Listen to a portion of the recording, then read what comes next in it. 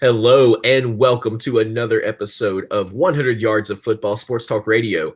I'm your producer, Jeremiah Long, and joining me to talk about the 2021 Iowa Hawkeyes college football team is a man who joins me every Monday to talk the amazing sport of football. It's Mr. Logan Landers. How's it going, Mr. Landers? Hey, what's going on, Jeremiah? Another great Monday talking some football with you. Going with the Iowa Hawkeyes this beautiful Monday morning. And I'm ready to talk about this team, man. They got a good program shaping up. Absolutely. And for everybody watching, make sure that you continue to do all these great things you've been doing that's helping us so much, which are to like our show, share our show, just talk about our show with your friends and family, and especially sharing over into Facebook groups. Sharing into Facebook groups has really got us a lot of traction. We really appreciate that. And also, if you're listening to us on our podcast, thank you so much for listening, and keep on listening because we're going to keep on throwing new podcasts at you every single day. Well, Mr. Landers, tell us, what do the Iowa Hawkeyes fans have to look forward to this season?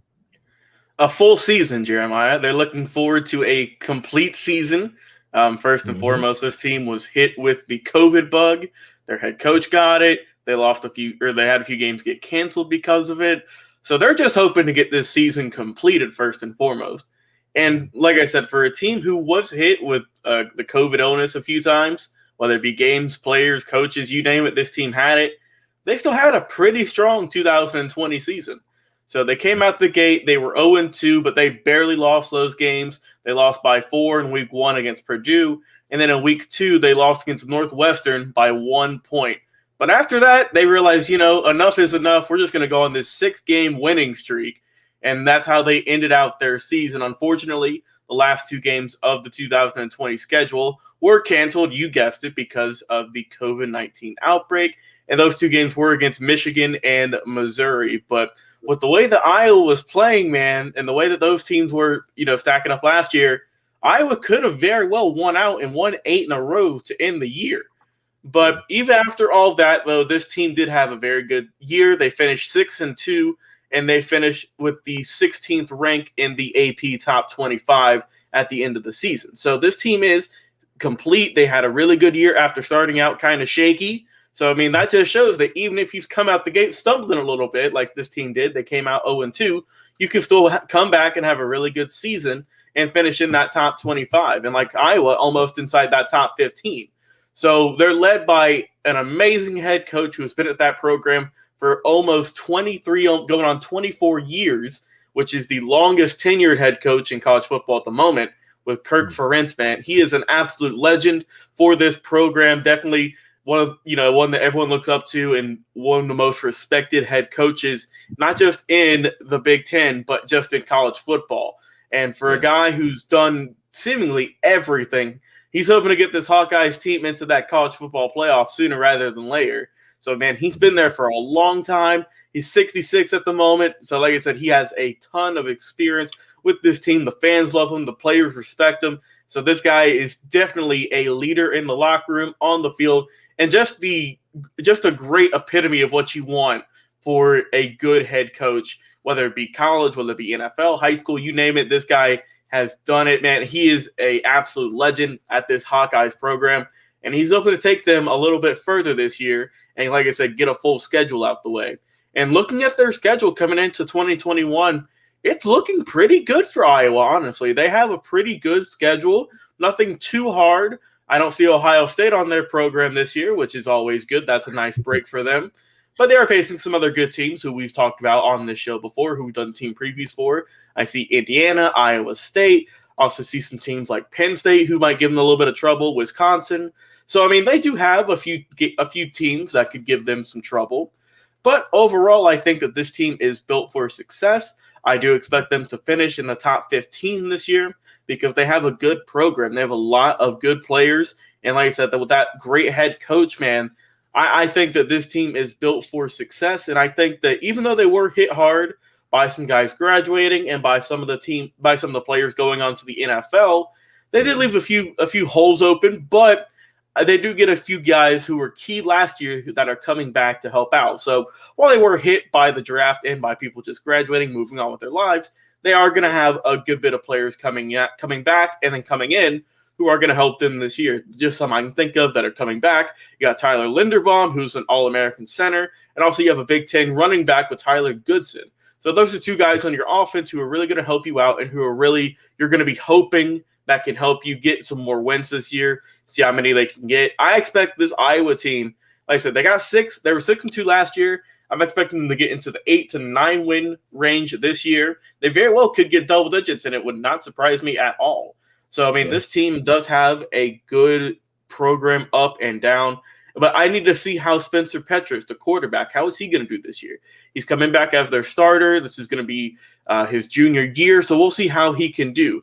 He did struggle a little bit at times last year with a little bit of accuracy, but he did have the respect of his teammates. It seemed like everyone got along with him, and he does have that winning spirit that you want as a starting quarterback. So we'll just have to see if he can fix some of the on-field issues that he had, like I said, with the accuracy. But you can easily improve that just with some hard work, just getting some better vision.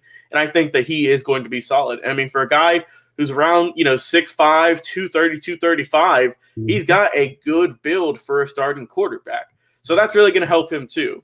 But for him, it is going to be a little bit tougher, I think, because some of the key pieces that he had on that offensive line are having to leave there, man. They're gone, and they are not going to be coming back. But he does have a few names that he's familiar with. You have Jackson, who's starting left tackle, who's been there for a while. So, I mean, we'll see. So I think that the O-line, they're going to be a little bit inexperienced, but I think that Spencer might take that next step. He might go and he might see, you might see him take that next step into his legacy at Iowa, we'll say. So I think that, like I said, you got guys who are experienced who are on this team. You got guys who were fresh, who were looking to prove themselves. And like I said, I think that when you got Petras, when you got Goodson in the running back, I think that they're fine. I think that those two are going to complement each other very well. And I think they're going to have a good 1-2 punch in college football. Now let's talk about the receivers. They were hit pretty hard, man. They lost a few guys with graduation, with some drafts. So, I mean, you lost a few of those guys who were really helpful last year, who were going on into bigger and better things. But you do have some guys who are coming back. So we'll see if Tyron Tracy can do some good things, Nico Regini, what he can do. So you have some guys who, like I said, this is a mix of guys who have left and some guys who are keeping on with their career at Iowa.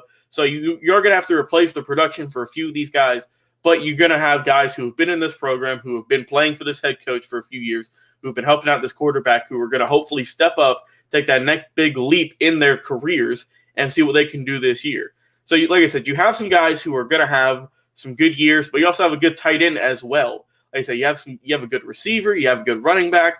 Now, the tight end is where they're really going to help and where they're really going to shine. You got Sam Laporta, who is a junior this year. He's coming back, and he looks like he could be a really good star for them coming into 2021. He had a really good year, and I think that this might be one of his breakout years where a lot of NFL scouts might be looking at him as a future, maybe second-round draft pick in 2021 NFL draft, man. We'll have to see. So they have a pretty solid offense all in all. Now let's go over the defense. So you have a few of the guys who are left. Like I said, a lot of their big names are gone. So you got to replace them. That's going to be a big challenge for this defense, man. They got a lot to live up to, but I think that if you can just have kind of a solid defense, nothing that's going to blow you out the water, nothing that's going to be, top 5 in the country, anything like that, I think that they'll be fine. They have a lot of guys who's coming back. You have Zach Van Vackelberg, who's come back for his 5th season. So that's always good, come back for that super senior year. So I think that he's going to help them out. You also have some other guys. You have Jack Campbell. You have Seth Benson, who had some promise at the linebacking core. So I think that they're going to help out. I think that that's going to be good. And I think that their defense, it is going to take a step back. But I do think they're not going to be dead last in anywhere in college football in terms of a bad defense. So all in all, I expect this Iowa team to be solid. I expect the offense to be, pretty much on par. And I expect defense to take a slight step back. But like I said, I expect this team they could get 10 wins, and it would not surprise me at all. They have a very good schedule for them. Like I said, they're not facing the heavy hitters for the most part. So they have a winnable schedule, and I definitely see them getting in the top 15 when all is said and done in the 2021 season. I definitely could see that. And with the Iowa Hawkeyes coming back, I definitely want to agree right off the top. I think these Iowa Hawkeye fans are looking forward to putting themselves back in the stadium, to going and watching a full in-person season, to get back to normal football season, and to maybe lift some of those other restrictions that we had to worry about so much in the last season. If you had any final thoughts on the Iowa Hawkeyes, what would it be? Yeah, all in all, Jeremiah, I expect this team to be playing for the Big Ten championship at the end of the day. They have a good team. They have a great head coach. I mean, as long as Petrus, gets his accuracy back up, and as long as Goodson does well in the running game, and if that defense can hold up, I think this team could be fighting for a Big Ten championship. I don't see them getting into the college football playoff, though. That is, that's for the elite of the elite. But this is still a very good program. I expect them to be fighting for their conference title, and I expect them to be in the top 15. So I think this is going to be a very good year if you're a Hawkeyes fan out there. Yeah, well, I definitely agree there. This is going to be a huge year. Well, for all of our Iowa Hawkeye fans out there, what do you think? What are the big games you're looking forward to this season? Please tell us in the comments and let us know what it is that you're watching. And if you're listening to us on our podcast, thank you. But if you haven't jumped over and listened to our podcast yet, please jump over and listen to our podcast at 100 Yards of Football. Just go anywhere you listen to podcasts and just type it in, 100 Yards of Football, or ask your Google device or any other thing to listen to 100 Yards of Football. So we are on Apple, we're on Stitcher, we're on iHeart, we're on Spotify, we're on Google, we're on Amazon podcasts, which means you can listen through Audible. Is that right? Yes, sir. You can listen through your Audible now. So we're everywhere now. We're going worldwide, baby. That's great. So that's a huge thing for us, and it's been updated in the last few weeks with our amazing partner, the Believe Podcast Network. So if you listen to Audible, go and listen to 100 Yard Football. We're ready.